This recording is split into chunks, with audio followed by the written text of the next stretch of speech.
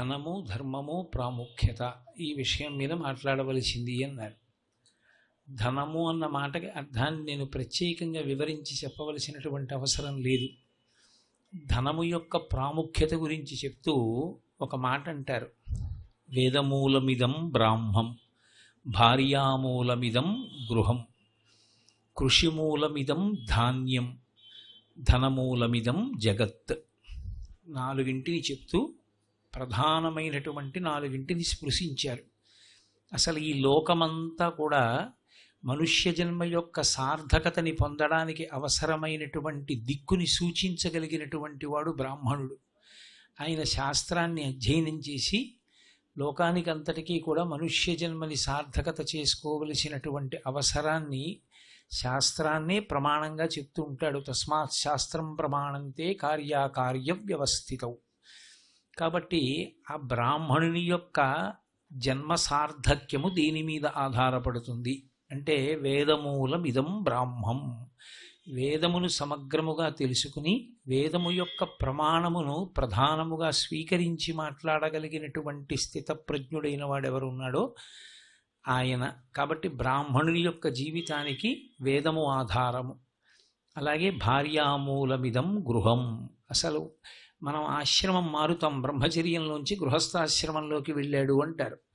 గృహస్థాశ్రమంలోకి వెళ్ళాడు అంటే ఒక ఇల్లు మారడం కాదు, భార్యని స్వీకరించడం. భార్య అంటే పత్ని, యజ్ఞం చెయ్యడానికి అధికారము కలిగినటువంటి స్త్రీ, పక్కన కూర్చోడానికి అధికారమును పొంది ఉంటుంది. అటువంటి పత్ని ధర్మపత్ని.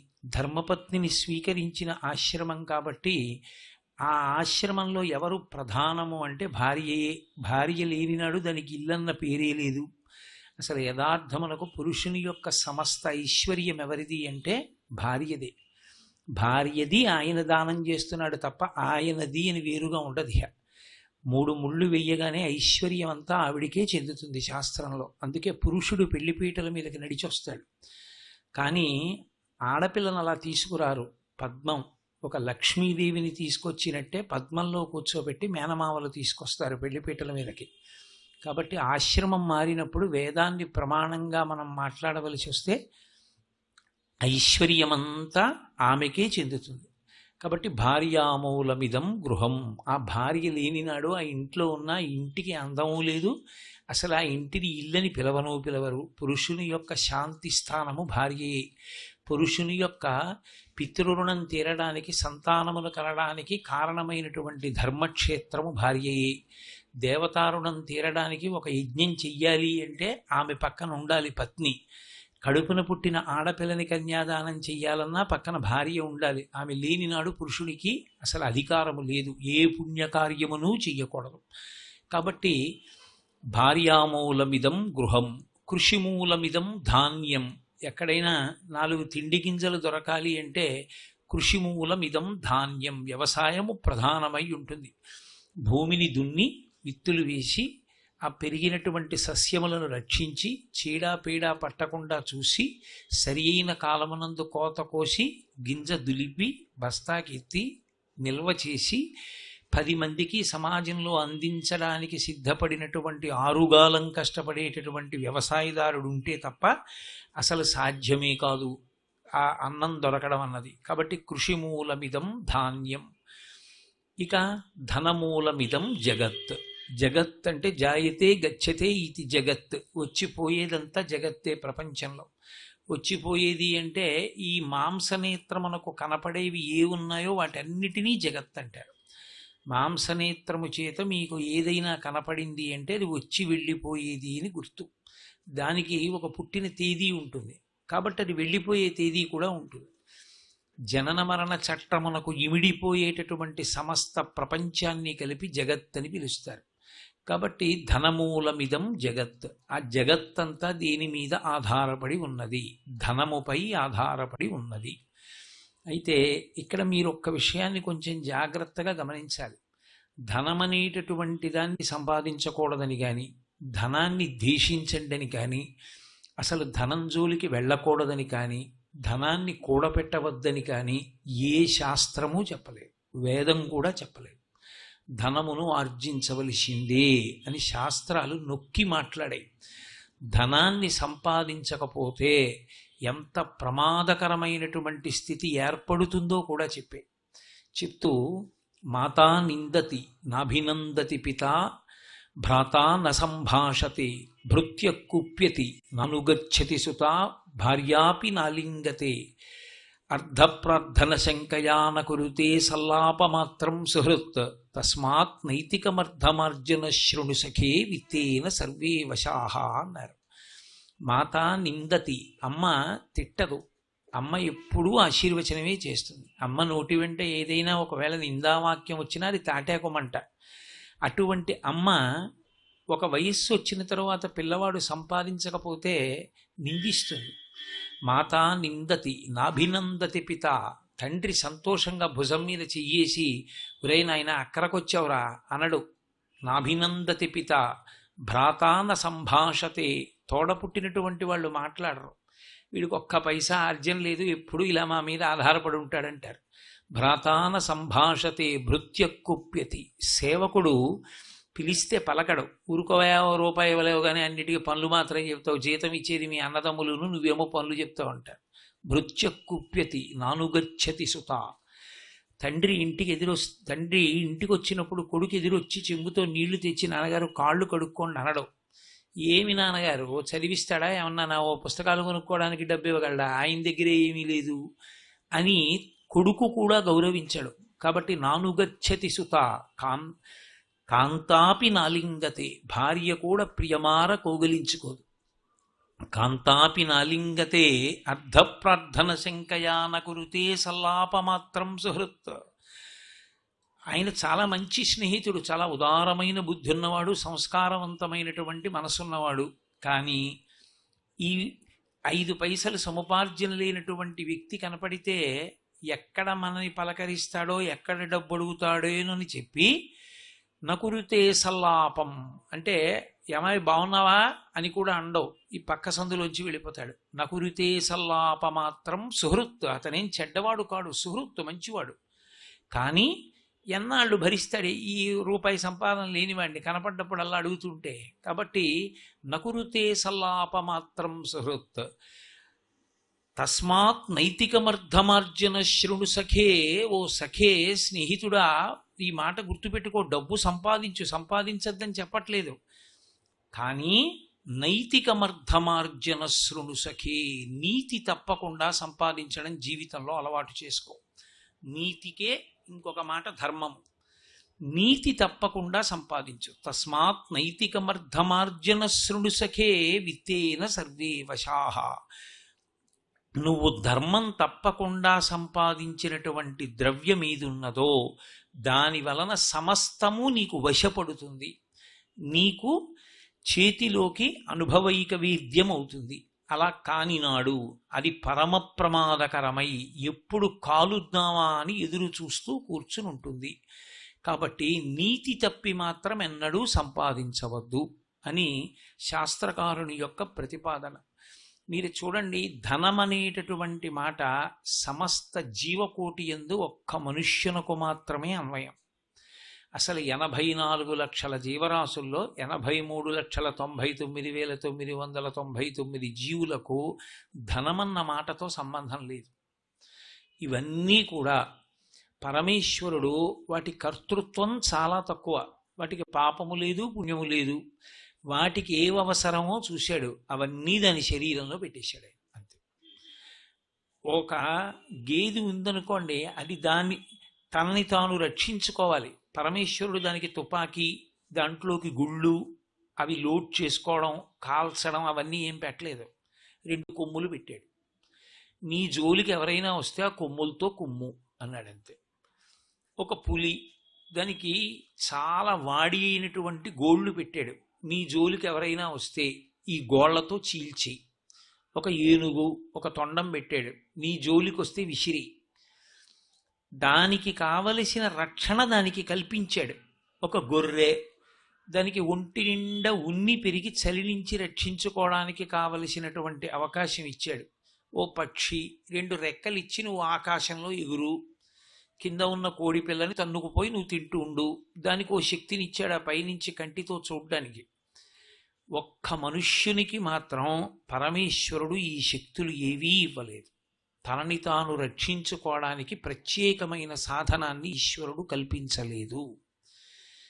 ఒకే ఒక్కటి కారణం, ఆయన మనుష్యుడన్నవాడికి అన్ని జీవుల కన్నా గొప్పదైన ఒకటి ఇచ్చాడు. అందుకని నీకు ఇవేవి ఇవ్వను అన్నాడు. ఆయన ఇచ్చింది ఏది అంటే బుద్ధి అన్నదాన్ని ఇచ్చాడు. బుద్ధి ఇచ్చాను కనుక దీనిని ఆధారం చేసుకుని నువ్వు నేను ఏ ఏ జీవులకు ఏవేవి గొప్పవిచ్చానో అవన్నీ నువ్వు అనుభవించేస్తావు. నీకు ఆ శక్తి ఉంది ఇప్పుడు బుద్ధి వలన అన్నాడు. అందుకే నీటిలో ఉండవలసిన చేపలా ఓడలో నీటిలో పెడతాడు, గాలిలో ఉండవలసిన పక్షిలా విమానం ఎక్కి ఆకాశంలో పెడతాడు, భూమి మీద గుర్రం పరిగెత్తడానికి అవకాశం ఇచ్చాడు ఈశ్వరుడు, వీడు వేగంగా కారులో పెడతాడు. దానికి కొమ్ములు ఇస్తే ఈయన తనని తాను రక్షించుకోవడానికి ఓ కత్తినో ఓ త్రిశూలాన్నో పట్టుకునేటటువంటి శక్తిని పొందుతాడు, మల్ల యుద్ధం నేర్చుకుంటాడు. గొర్రె ఉన్నినంతటినీ తీసుకొచ్చి తను మంచి చలి నుంచి రక్షించుకోవడానికి యోగ్యమైన ఉన్ని దుస్తులు కుట్టుకుని వేసుకు తిరుగుతాడు. ఎక్కడెక్కడ ప్రపంచంలో పరమేశ్వరుడు ఏ ప్రాణికి ఒక ప్రత్యేక విభూతిని కల్పించాడో ఆ విభూతులనన్నిటినీ కూడా తనవిగా వాడుకునేటటువంటి సమర్థత బుద్ధి వలన మనుష్య ప్రాణికి కలిగింది. మనుష్య ప్రాణి మాత్రమే ధనమన్నదాన్ని కూడా సృష్టించాడు. మీరు బాగా గమనించండి, ధనము ఈశ్వరుని యొక్క సృష్టిలోని పదార్థము కాదు. ఈశ్వరుడు ధనాన్ని సృష్టించలేదు. ఆయనకి ధనానికి సంబంధం లేదు. చతుర్ముఖ బ్రహ్మగారి సృష్టిలో ధనమన్న మాట లేదు. ప్రపంచంలో ఎప్పుడైనా ఈశ్వర సృష్టి అయితే అది ఎక్కడైనా అందుకే పనికొస్తుంది, ఒకలాగే పనికొస్తుంది. ఓ జామకాయ అనుకోండి, అమెరికాలోనైనా జామకాయ, ఇండియాలోనైనా జామకాయ. కానీ అమెరికాలో డాలర్ ఇండియాలో పనికి రాకపోవడం, ఇండియాలో రూపాయి అమెరికాలో పనికి రాకపోవడం ఈశ్వర సృష్టిలోది కాదు. అది మనుష్యుడు సృష్టించుకున్నాడు ధనాన్ని. అందుకే ఎవరో పెద్ద ఆయన ఓ మాట అన్నాడు, అసలు దరిద్రం అన్న మాట ఎప్పుడు ప్రారంభమైందంటే రూపాయితోటే ప్రారంభమైంది. అది ఒకసారి ప్రారంభమైన తర్వాత మనుష్యుని యొక్క తృష్ణ దాని యందు నిలబడిపోయింది. ఆ తృష్ణ అన్న మాట అన్వయం కానంతసేపు ద్రవ్య సముపార్జనమునందు దోషము లేదు.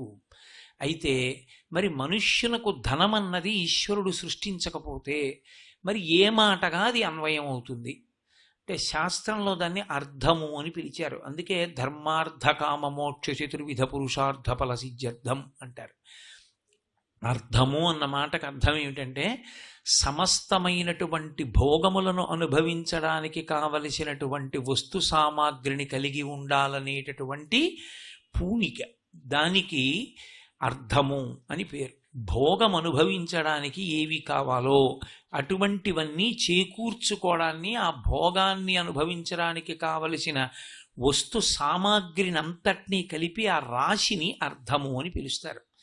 నేను మీకు ఇంకా బాగా అర్థమయ్యేటట్టు చెప్పాలంటే ఈ భోగము ఎవరి స్థాయిని బట్టి వాళ్ళకు ఉంటుంది. అందరి భోగము ఒక్కలా ఉండదు. మీరు చూడండి, ఒక్కొక్కడు ఉంటాడు, ఒక తాటాకు పాక భోగం, ఒకడికి రోడ్డు పక్కన పడుకోవడమే భోగం, ఆయన స్థాయి అంతవరకే ఉంటుంది. వేరొకడికి చాలా బయట ఎండగా ఉంటే లోపల చల్లగా ఉంటుంది, బయట చల్లగా ఉంటే ఆ బయట వేడిగా, బయట చల్లగా ఉంటే ఆయన లోపల వేడిగా ఉండేటట్టు చేసుకోగలడు. ఆయన ఎప్పుడూ కూడా తన మనసు ఏది బాగుంటుందంటుందో అటువంటి దాన్ని ప్రకృతికి విరుద్ధంగా కూడా తయారు చేసుకుని అనుభవించగలిగినటువంటి భోగములను ఏర్పాటు చేసుకునేటటువంటి ప్రయత్నాన్ని మనుష్య ప్రాణి ఒక్కడే చేస్తాడు. ఇది ఏర్పాటులో వచ్చినటువంటి క్రమమే ధనము. ఈ ధనము వలన ఏమవుతుంది అంటే దాని మీద సరి అయినటువంటి స్పష్టత, దాని గురించి ఒక అవగాహన లేనినాడు మనుష్య ప్రాణి దేనికి లొంగిపోతాడు అంటే తృష్ణకి లొంగిపోతాడు.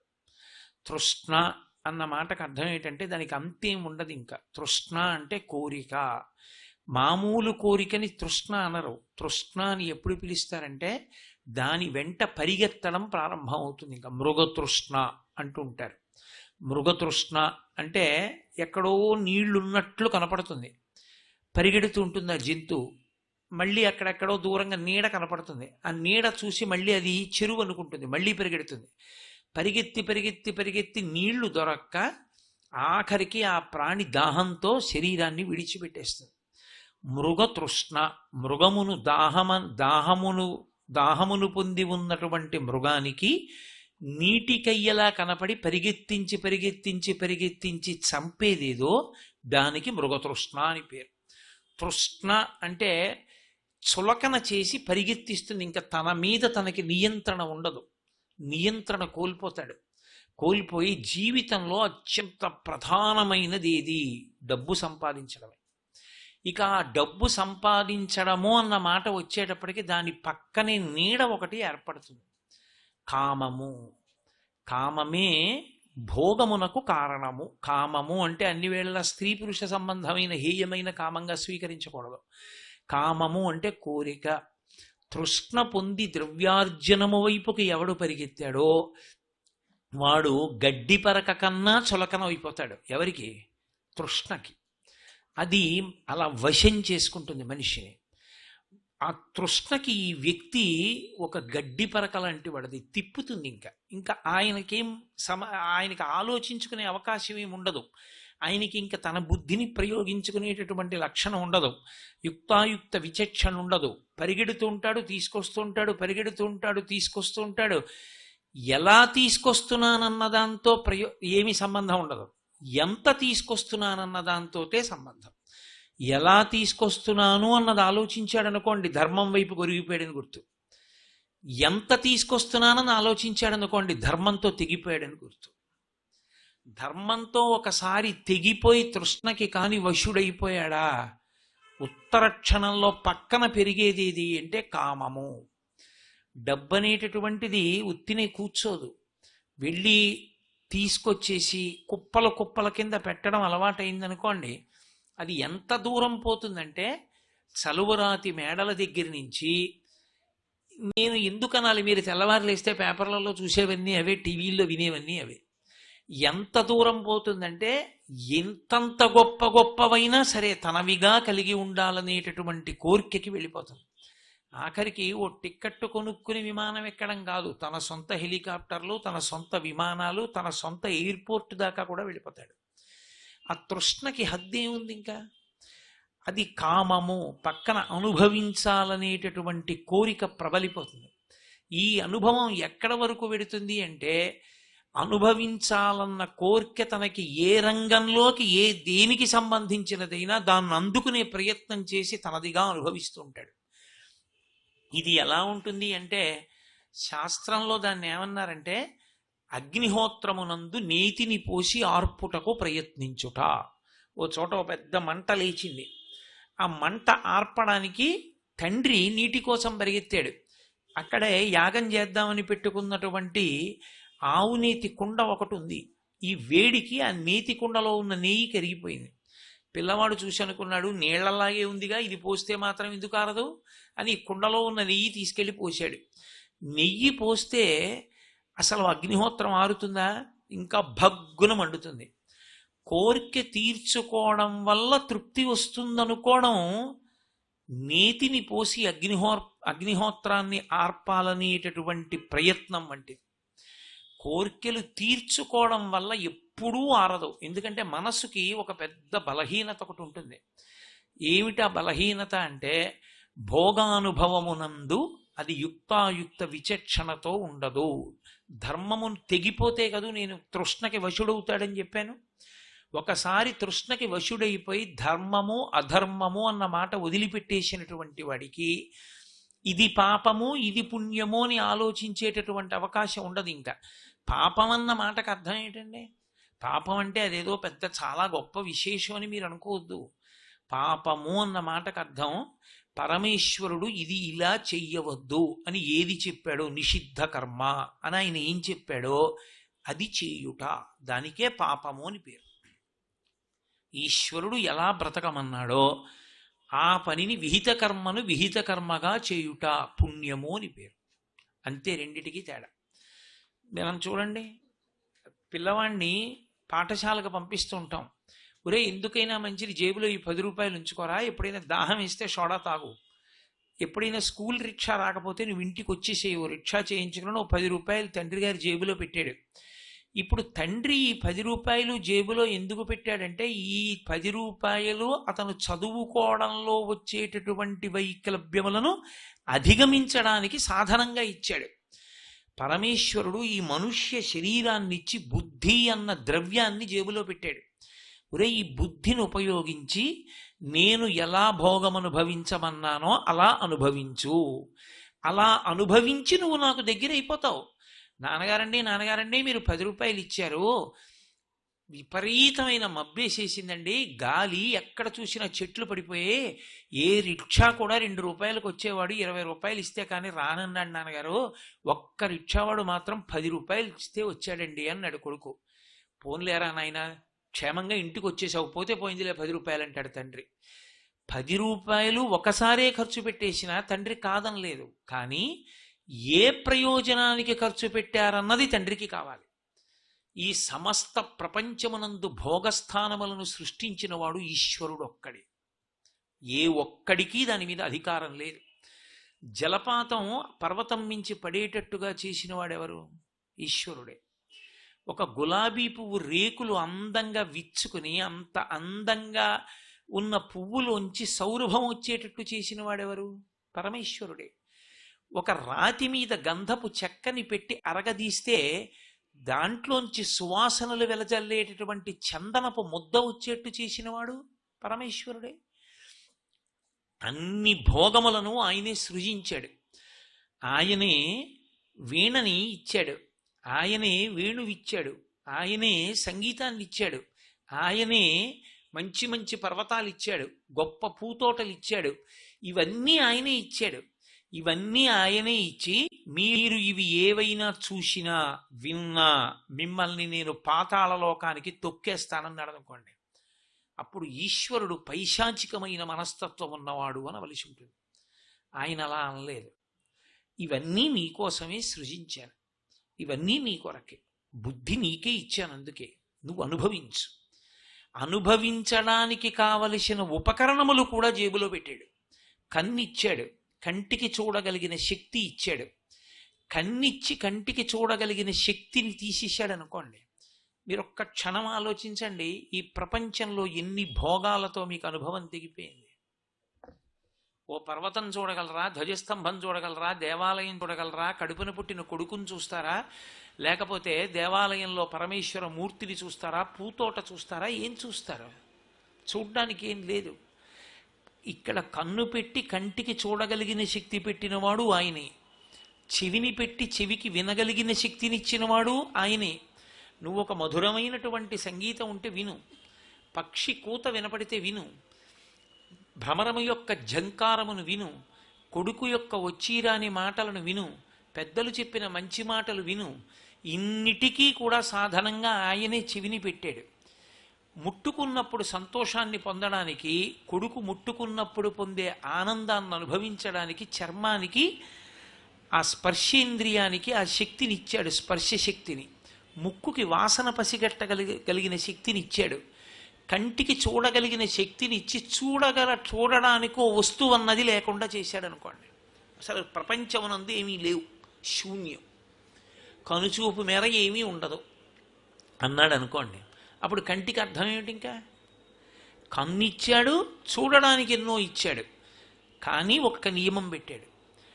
10 రూపాయలు ఇచ్చి నేను కోరుకున్నట్టుగా ఖర్చు పెట్టని చెప్పిన తండ్రిలా ఈ భోగములను ఈ కంటితో అనుభవించేటప్పుడు నేను చెప్పినట్టు అనుభవించు అని చెప్పాడు. ఆయన చెప్పినట్టు ఎవడు అనుభవించాడో వాడు పుణ్యాత్ముడు. ఆయనేం కాదనలేదు. నీకు పాయసం తినాలనుందా, వండుకో, ఒకరికి ఒక గరిటెడు పాయసం పెట్టి మిగిలిన ప్రసాదాన్ని నువ్వు తీసుకో, ఈశ్వరుడికి చూపించి. సర్వం శ్రీ ఉమామహేశ్వర పరబ్రహ్మార్పణమస్తు. స్వస్తి.